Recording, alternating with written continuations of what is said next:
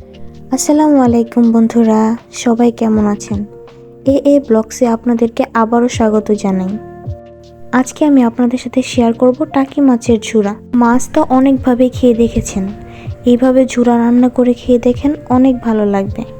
গরম ভাতের সাথে টাকি মাছ ঝুরা অনেক ভালো লাগে।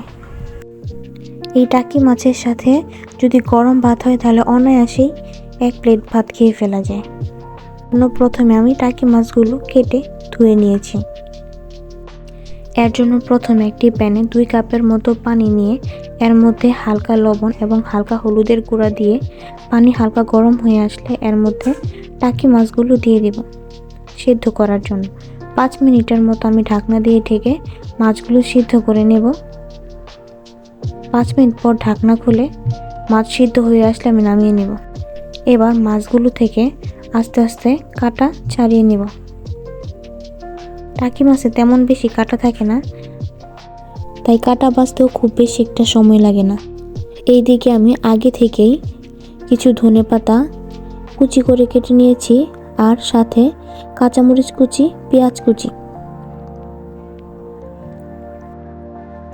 এবার একটি ফ্রাই প্যানে সয়াবিন তেল দিয়ে তেল ভালো করে গরম হয়ে আসলে এর মধ্যে প্রথমে পেঁয়াজ কুচিগুলো দিয়ে হালকা নেড়ে চেড়ে এর মধ্যে কাঁচামরিচ কুচি দিয়ে ভালো করে ভেজে নেব। পরিমাণ মতো লবণ দিয়ে সুন্দর করে ভেজে নিতে হবে।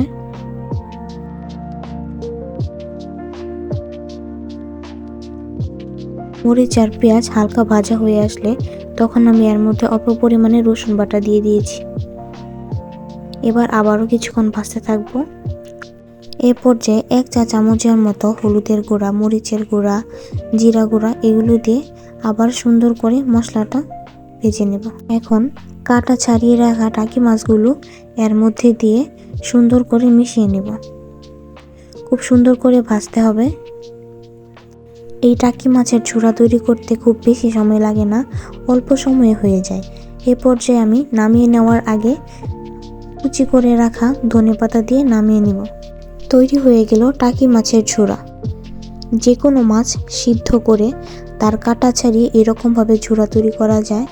গরম গরম ভাতের সাথে খেতে খুব ভালো লাগে। আমার ভিডিও ভালো লাগলে আমার চ্যানেলটিতে লাইক, কমেন্ট, সাবস্ক্রাইব করতে ভুলবেন না। সবাইকে ধন্যবাদ জানিয়ে এইখানেই বিদায় নিচ্ছি। আল্লাহ হাফেজ।